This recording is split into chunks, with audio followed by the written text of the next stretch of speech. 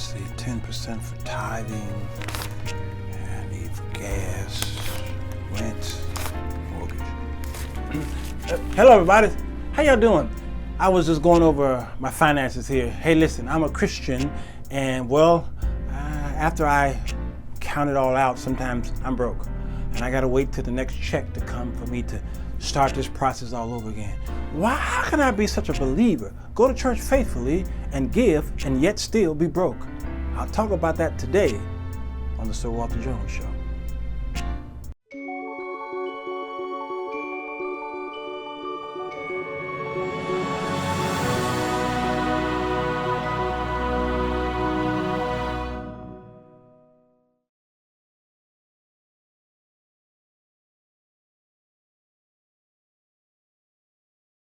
Hello, everybody. The Sirwalterj Show. I'm he. It is a midday connection. Baby, how y'all doing out there? The Serb tribe is here. The Serb tribe. That's y'all. Who are the Serb tribe? That's a whole bunch of y'all out there, the thousands of you who support this ministry, this business adventure, this author, this whoever, whatever I am. You out there supporting me, and I want to thank you. And the Lord is, He going to bless you because of it. Today is Monday, Generational Wealth. And we're going to talk about on the board, why is it that so many Christians are broke today? Go ahead and tag a friend, tag a neighbor, tag a cop. Today is we're ending our Black History Month, and we got just a few more days to go. By Thursday, Friday, it's going to be gone. I want to congratulate all of you last night who won the Oscars. It was Oscar all black, y'all. It was a great thing to see. My tears were just flowing somewhere on my face. It was there. But I just want to thank all of those actors and actresses who spent decades and years of acting and being rejected, being looked over, being not taken serious. And last night, that is, man, Oscar. Congratulations. Especially in the midst of all the things that's been happening with these people who are being, handcuffed lately. People who y'all been admiring and, some not so much. I want to thank Carl Benson, a dear friend of mine. He's my Caucasian guitar player at the church. He brought these newspapers to us. This is dated January 21, 2009. This is from the New York Times. Obama takes oath and nation in crisis embraces the moment. Right here. This is a 10-year anniversary, y'all, of the Obama administration. Here is the USA. Today, Obama takes office, vows begins remaking America. Another article here. Man, I got a whole bunch of them. Here's from my beautiful town, Chicago Sun-Times. So help me God. I was here that day in Grant Park. Well, not this day, but the day that he won. It was maybe a 70-degree day in November. That don't happen much at all in Chicago. Chicago Tribune, remaking America. Yeah, these are some great items that I might just give away for some of you. I'll do some kind of promotional thing, and y'all can have them. But it's just wonderful to have something like that. Okay, I'm going to talk about today not African Americans generational wealth, but those of you who are whatever color you are. We're going to talk about why is it that Christians are still broke today, and what is it that we could do to get this thing taken care of. Okay, there are three things I want to talk about here. I call them the 3 C's. And for those of you who have been watching the Sirwalterj Show for I don't know how many years, you know that I started off audio and a lot of radio stations, and I've done this show before, and I'm going to repeat it because I think it's important to repeat. I believe God gave me this message to tell the people, especially when they're dealing with finance. The first one is called compensation. Okay, let's do that. The second C, I'm going to call it compulsion. Okay, and the third C, I'm going to call it compassion. All right. I talked about these three in detail on my shows years ago on SPREAKER.com. That's Spreaker. You can hear the whole show, S-P-R-E-A, yes, Spreaker. That would be like saying speaker, but spree, E-A-K-E-R, all right? You can go there and type in the Sirwalterj Show, and you can hear a 2-hour teaching on compensation, composure, and compassion. What is it about those three that I want to mention? Because today I'm going to talk about the 7 reasons why most Christians are indeed broke, okay? The composure part is pay yourself first. Okay? Please understand that. Compensation. Pay yourself first. Whatever you get, whatever monies you get, somebody hand you $10, take $1 off of it, put it away. Save it. Don't put it under the mattress. Your house might burn. Put it somewhere, a savings. If you got something in the house with a hard safe, a fire proof safe, okay, do that. But every time you get a check from your job, you take monies from your check. Well, Uncle Sam going to get his, yes, but then you get yours before anybody else get theirs, all right? It's important because people who are wealthy pay themselves first. Even in the system of tithing, for those of you who are Christians and you do tithe, you don't have to be a Christian to tithe. There are many people who are non-Christians, they do tithe, all right? But even if you do tithe, then you still supposed to pay yourself first. I did the teaching on tithing when I talked about there are 4 types of tithings, and there's a festival tithing, and that is the tithing where you pay yourself first. And then you give monies to the Levites and the strangers and the widows, okay, and the orphans. That's another type of tithing, okay, and then there's a tithing to the priests, all right. It goes on and on, but you pay yourself first. And anybody who's teaching tithing who don't tell you to do this, they are incorrect. They are out of Scripture. The second one is compensation. That is the telling people that they must do something. That's forcing people to pay something. The IRS forces you, because if you don't pay them, they're going to get their monies. Trust me. So people who do the whole tithing thing says that God is going to get his money by causing your car to explode, your tire going to you're going to get flat tires, your lights are going to go off because God's chasing after his money.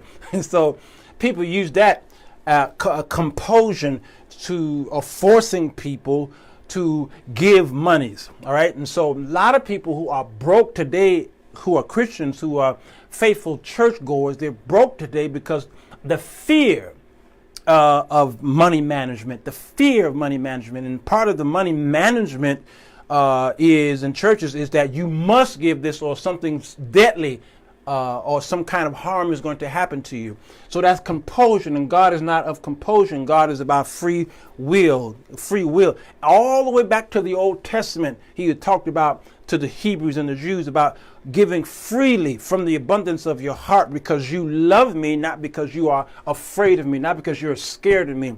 Your wife or your husband don't tell you they love you or don't give you intimacy because they're afraid of you. And if they do, that's a problem. That's compulsory love making, okay? But they do it because they love you, because that is an outward expression from what they feel inside. So when you're giving to the poor and the hopeless, and whomever, you're doing it not out of compulsion, but you're doing it out of, my last C is compassion. That is free will. That's a free will, okay? Out of the kindness of your hearts, the Apostle Paul talks about every week give a percentage of your income to further the gospel, further the building of the kingdom, so to give to evangelists who are traveling the depth and breadth of the world, okay, to evangelize, and they need this kind of financial assistance because they got to eat. They need to stay in hotels and they need room and board. So we give out of compassion, free will, all right? So these are the 3 things that you'll see in life when it comes to money is your compensation. You're giving to yourself first. You must do this, and be careful of those who tell you to give out of compulsion, but you must give out of compassion, the 3 C's, right? Those are the 3 things that I believe that all of you, that affects you, and that equals the reason why many of you are broke today, because one overtakes the other. And it's like the three branches of the government of the United States, the executive, the legislative, and the judicial. One feels like it has more power than the other until the other one checks it. The executive office today feel that they have more power. They have these privileges to say and do whatever they want to, in a sense, it seems like. And so the other branch checks them and then make them upset. All right. But that's all in the Constitution, and it's the best checks and balances that we have. OK, it's the greatest system that we have. All right. So let's talk about the 7 reasons why people are broke. Keith, blessings to you, Keith Nelson. Come on now. Hey, evangelist, it's good to see you here. All right. Let's y'all got that, right? You got it? Okay, because sometimes I'll be standing in the way of your blessing. I'm going to get out of the way of your blessing. Take a snapshot. Click, click. All right, good. You can pause it and take a snapshot. All right, I want to talk about the 7 reasons, and you can go to a beautiful website. I'm just going to explain pretty much this website called the afream.org. That's all I'm going to do. I'm just going to explain it in my own words. The first reason why y'all are broke is because let me use another one here. The first one actually is because of ignorance. That's why many are broke today. It's due to ignorance. Plain and simple. The reason why you're broke today is due to ignorance. Okay? Ignorance. The verse that's given here is out of Hosea 4:6.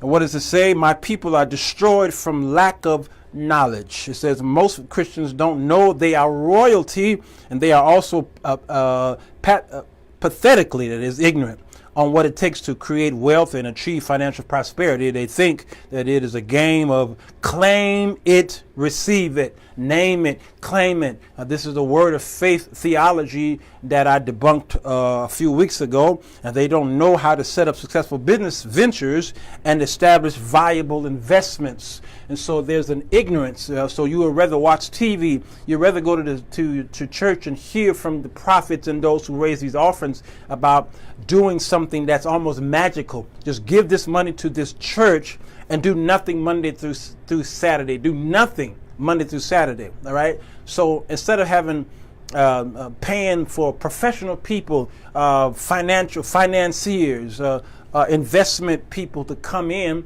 to talk to the people to help them with the 90% that is left in their pockets after you've taken the 10. You should bring somebody in to help them with the 90%, to help them on how to be good stewards of the 90, not just the 100, but the 90% that is left. All right.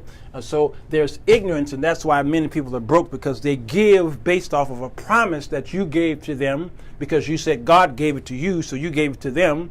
This promise don't work on most Christians. It don't work. And many people are living check to check to check to check because they're giving monies to one place, that's the church. Monday through Saturday, they don't give to no one else. They don't even give to themselves. Okay, the compensation, they don't give to themselves. And God even gave the best equation is that when you lend to the poor, when you give to the poor, you're lending to God. So God is the best person to pay you a dividend. When you give to poor people, you are actually making a viable transaction with God. All right. So he's consider him the part of the NASDAQ. Okay, the S&P 500, but the ROI with God is much greater than any that you can see, that any bank, any investment firm, okay, any stock, in any bond and security that you can invest in. God has the greatest return on your investment than anything that you can ever think of. And what's the great return? What the things you need to do before that? Your initial investment should be into poor people who need. That's a great way of investing. Okay, so that's ignorance. Number 2 is the lack of vision. Okay, the lack of vision. Proverbs. Let's use Proverbs 29 and 18. Okay, the lack of vision. Where there is no vision, the people perish. It takes vision to succeed in any area of life. and that includes area of money and riches and prosperity and wealth. And most Christians have no personal vision for their time on the planet Earth. And they have their eyes firmly fixed on the riches of glory, and that's it. So back in the day, back in the 1960s and 70s, our Caucasian brothers and sisters of the evangelicals, they did not want to do anything for civil rights.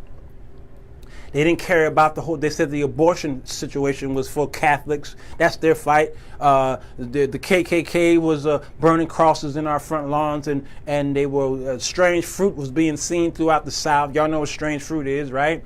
And so the white evangelicals really didn't care about all that. They just had their vision on heaven. That's it.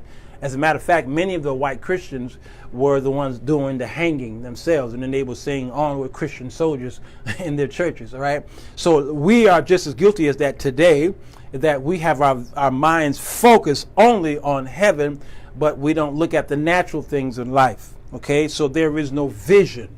There's no vision. When I wrote my first book, this book here, shameless plug, The 4 Women That Men Desire.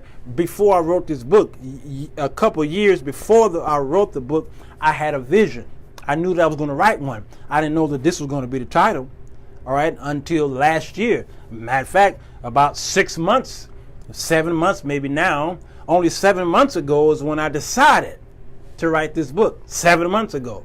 And now here's the book, all right? And I took a box with me yesterday just to give to 2 people who I promised, those of you who have pre-ordered, and there's some of y'all get your orders today. But I had a box of that I only wanted to hand to 2 people, and I left the church with almost an empty box. Why? Because I had a vision, and once I put the vision out there 6-7 months ago, I talked about the vision. I talked about it, and people were so itching for it that when it finally dropped, they bought it in droves. All right, and so I tell people that vision portion right there is huge. Before you even, when God gives you a vision, as soon as He gives you an idea for a product, you start talking about it. You start promoting it. You start getting people ready for it before there is a product. That movie about if you build it, they'll come. Don't believe the hype. It's a great movie. It's a great movie about baseball. What is his name? What's the actor's name? One of my favorite actors. Okay, if you build it, they'll come. No, talk about it. Don't build it yet. Get the hype going. You go to Shark Tank, and trust me, there are people who walk in Shark Tank with no product. They come there because they need money. They need investment. They don't even have a prototype. And they come there and ask the sharks, hey, I got an idea, I got a vision. And the sharks jump at it. Oh my God, I never thought of that. That's going to sell millions. Hey, here's what I want to give you. Why? Because of the vision. And without it, you perish. Number 3 is negative, what is it? How I want to say this. This is a long one. Well, no, negative associations to money. Okay, that's a good one. Negative associations to money, wealth, and prosperity. Let's say Ecclesiastes 10 and 20 says, "Curse not the rich in your bedroom." Okay, I'm sorry, y'all. I'm gonna try to get to y'all in a minute. Kevin Costner, thank you, Tanil. Kevin Costner, one of my favorite actors. Most Christians believe the devil hides in wealth and prosperity. They believe money is the instrument of the devil. You have a negative association to money. Somebody give you money, you're like, okay, what is this? Oh, I don't know. What's this dirty money? What is it? I used to be that way, y'all. The more money and rich you are, the more difficult it is for you to enter into heaven. So many of the teachers of when I was coming up was saying that it is difficult, almost impossible for a rich man to get to heaven. So I didn't want to be rich because I was taught that I couldn't make it to heaven if I was rich. And I know so many wealthy people out there who are very, they're very giving. Well, y'all know when I go live, I lose words. As soon as I go off live, the words just start popping out of my mouth. I think it's philanthropic. Yeah, many of them are philanthropic, and they love God, and they worship every week faithfully, and they're wealthy people. All right. The negative association, the less money you have, the easier it will be for you to enter into heaven. Unfortunately, you cannot attract into your life that which you curse. You just can't do it. All right. Number 4 is what is it? Undiscovered. Undiscovered and undeveloped. Okay. And undeploy potential. Let's just say potential. Okay. Undiscovered, undeveloped, and undeploy potential. The Proverbs 22 and 29 says, "Do you see a man skilled in his work? He will serve before kings. He will not serve before obscure men." And most Christians don't have well-developed skills. And they sometimes think spiritual gifts are only for spiritual matters. And they can discern an evil spirit, but fail to discern a good business deal. This is the deal I'm giving you. Stop going, ha ta ta pa da ya ta ta. Okay, now be quiet and listen to the deal I'm getting ready to make with you. I just said hello and you speaking in tongues. All right. They have undiscovered, undeveloped potential that remains dormant inside of them. And the great preacher from the Bahamas, what is his name? Who he and his wife were in that plane crash that killed them, the two of them. He talked about how there are all of these these millionaires that are at the gravesite. Where's the place? See what I'm saying? The gravesite. Okay, all these wealthy people, they had potential. They had great ideas. They were geniuses. Many of them were brilliant genius. They were 1 in a million people, and they died with that stuff inside and didn't pass it down to someone else. Okay, Dr. Monroe, thank you, Miles Monroe. Oh, I don't know what I'd do without y'all, because sometimes I stumble. Tonil, you ever stumble when you're doing your lives? Because I just saw your live and you didn't seem like you stumbled like I do. Okay, that's undiscovered potential. Number 5, lack of strategy. Number 5, lack of strategy.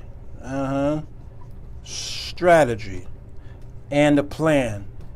You have no strategy and you have no plan. Notice Proverbs keep popping up, 16 and 9. When I was young, I was told to read Proverbs because it was to us young men, and it helped me through life. In your hearts, humans plan their course, but the Lord establishes their steps. Ooh, did y'all hear that? Humans, we plan the course, okay? You need a strategy and a robust plan to succeed in becoming rich, wealthy, prosperous.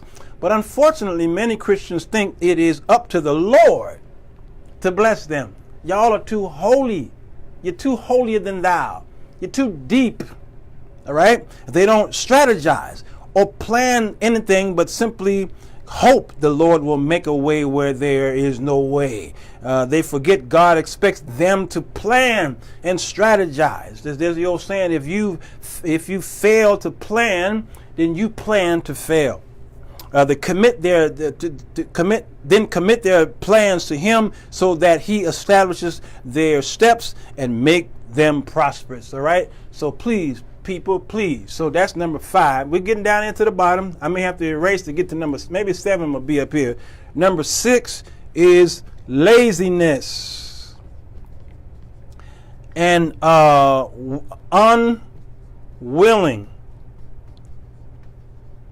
unwillingness. Hard to write when you're down here. I know this looks real sloppy. Unwillingness to act. Okay. That's another Proverbs, y'all. Proverbs 14 and 23. Yes, this is chicken scratch. You know, a lot of brothers, we don't know how to write that great. Thank God for the typing thing called, I think they call it computer. Yeah, I think they call them computers. Thank God for the typing utensil. I said utensil. I said that on purpose. 6, laziness and unwillingness to act. All hard work brings a profit. All hard work brings a profit, but mere talk leads only to poverty. Y'all talk too much. You never shut up. I said you talked. Many Christians just love to talk and talk, but do very little. They talk about prosperity, but do very little to work and bring about that prosperity. I'm going to be wealthy one day. I'm going to buy this house. I'm going to buy this car. I'm going to travel around the world. Come on, y'all. Yeah, come on. But let's pray and let's do this, all this stuff. And it never happens. People in church all the time, people I've known for 30 years keep coming to me and say, man, I'm gonna get you, me and you gonna sit down and we're gonna put this album together, man. I'm gonna put on this big Broadway play. I'm gonna write this series of books. I'm gonna do all this. And it's been 30 years, the same people come to me, and I'm like, you know what? When I see their phones, when they call me and I see the call ID, I ignore it. I don't answer it anymore. I made a vow. Stay away from those people. They're bringing you down. And they would rather have some prophet lay hands on them and pronounce success and prosperity over them than wake up early at 5 a.m. to go buy tomatoes and resell them. I put the post up there about the Nike shoes. Don't get caught up in the buying shoes every time it drop. Don't be caught up in buying an iPhone every time it drop. Don't buy the shoes. Don't buy the product. You can buy the product, but buy the stock. Don't buy the shoe, buy the stock. If you're going to buy the shoe, then you could have if you're going to buy the stock, then you could have the shoe, right? Pretty much what I'm saying is, if you got a product that you're buying and you trust it, you believe in it, you love this product, then why not buy stock in the product? So then become an owner of the product that you have. If you're not thinking like that, then this is another reason why you broke, because you're not trying to solve the problem. You can't put together a product or an idea that nobody wants. You're trying to sell a secret.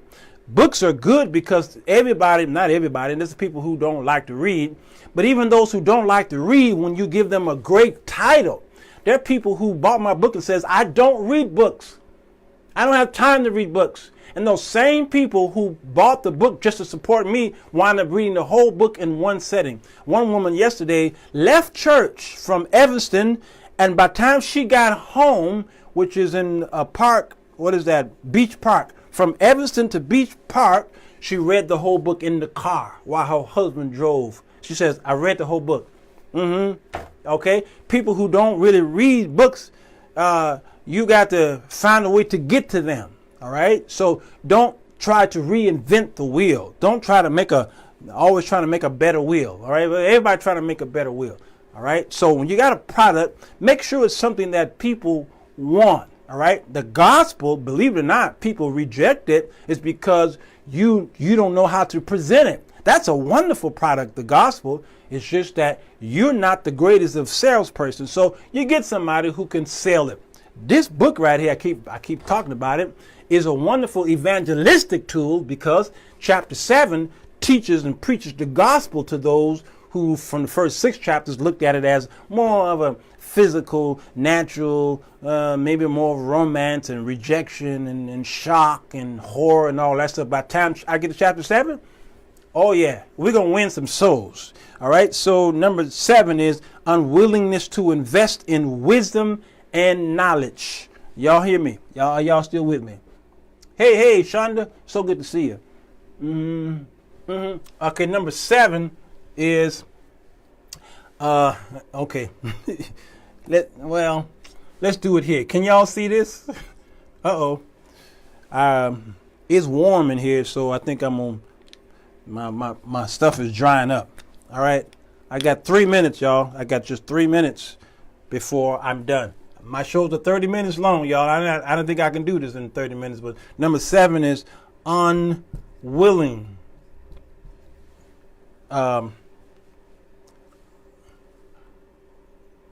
Unwillingness to invest. Okay. In wisdom and in knowledge. That is Proverbs 4, 5, and 7. Get wisdom, get understanding. Though it costs all you have, get understanding. And most Christians just love free things. They want a free blessing, a free gift, a free seminar, a free ride, a free meal. Those of you who are in the business world, y'all know that. Y'all got brick and mortars. Y'all got, you do hair. You sell Avon. Okay, you're a publisher. Okay, you're an author. You sell these what sometimes they call them pyramid schemes. And all pyramids are not a scheme, although scheme don't always have to be a bad word. But you know what I'm saying. You do travel things, okay, and or you sell insurance and what have you. And everybody want it for free. Okay, they are not willing to pay for wisdom or knowledge or understanding, and you can easily be, okay, it goes on and on. People don't want to pay for stuff because they want it for free. They think you're just giving this stuff. Well, you got bills, man. So today people have learned to respect me. So when they ask me for stuff, they already in their pockets. When they walk up to me, I don't care where I am, they got money in their hand. Hey, Elder Jones, can you? Yes. Before they say, hey, Elder Jones, can you? And I used to say yes. But then after a while, when they realize that I don't take that anymore, they come with the money in their hand already. I'll say, oh, sure. And most times I'll say, no, I don't want the money.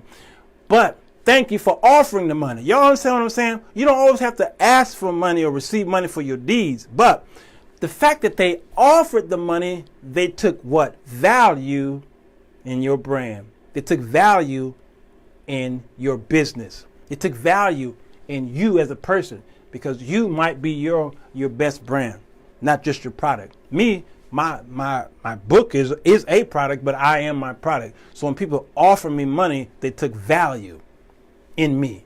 You see what I'm saying? So when you get to the place when you see people doing that, then thank God for it. And well, then what you need to do is over deliver, and that's the next show.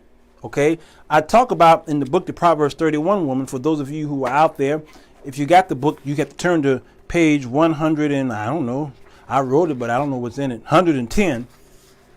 The Proverbs woman. This woman is priceless, and her husband has put trust in her, for she greatly enriches his life. I say what many fail to see in the story is that this woman is a business owner. She's an entrepreneur, or the co-owner of a lot of land, a large house. She's a great negotiator, a wise investor, and she's into real estate. She works all night long. She's not lazy. She works harder than anybody. But unlike these wealthy politicians of today, she gives to the poor and is very sensitive to their needs.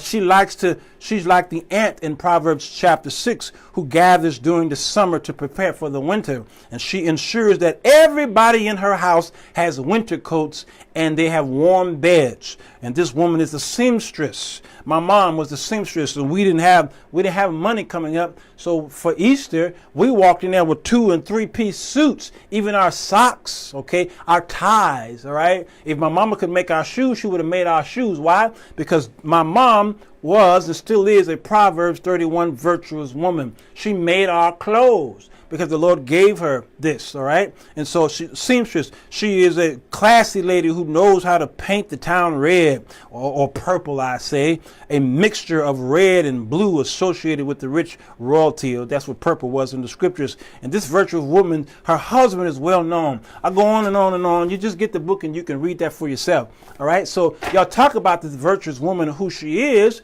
She's many women.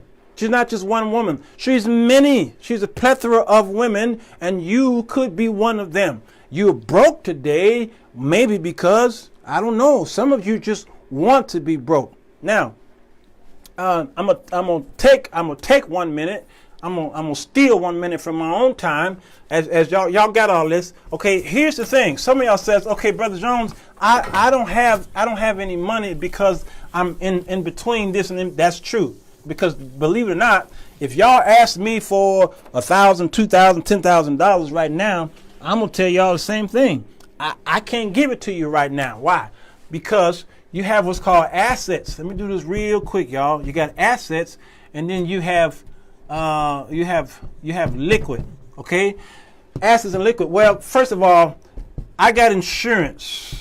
Okay, I got a policy. I have a policy. And I can borrow from my policy, all right?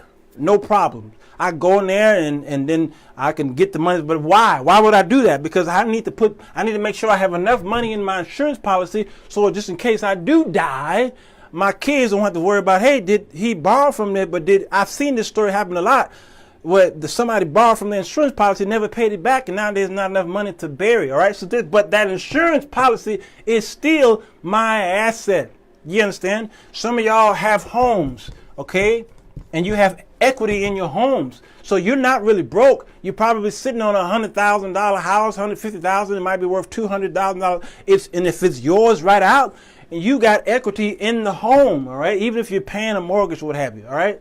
So you still having assets. I wouldn't put car there because it depreciates, but if it is your car and you own it now, if it's worth $2,000-$3,000, then that's still an asset, even though it depreciates over time. But right now, if it's worth $2,000, okay, there's a big list of things that some of you have. So you're not really broke, all right? You just have not liquidated, okay? That means you just don't have money. But some of you, as far as assets is concerned, you have a vision. I'm going to put that there, all right? Some of you are sitting on a vision. Some of y'all have witty inventions that's inside of you. You've been sitting on these books, okay? You've been sitting on this great idea. You don't want to share it with the world because you're afraid somebody's going to steal it. Somebody's going to steal your patent. Somebody's going to rob you and all this stuff. And you in the music business do this a lot. You get on my nerves. You're going to just play about 5 seconds of your songs thinking that somebody's going to download it. They're going to download it regardless. They're going to download it regardless. We got too many, we're too technologically savvy to download your stuff. We can take your stuff, but you're thinking the wrong way. There's too many people who are over-delivering, giving things out for free because they know it's a numbers game. It's about volume, y'all. Volume. Learn that word. It's about volume. All right. So you give away. For instance, I've had to give a lot of ebooks away. I'm going to have to give away many books. Why? Because it's about volume. That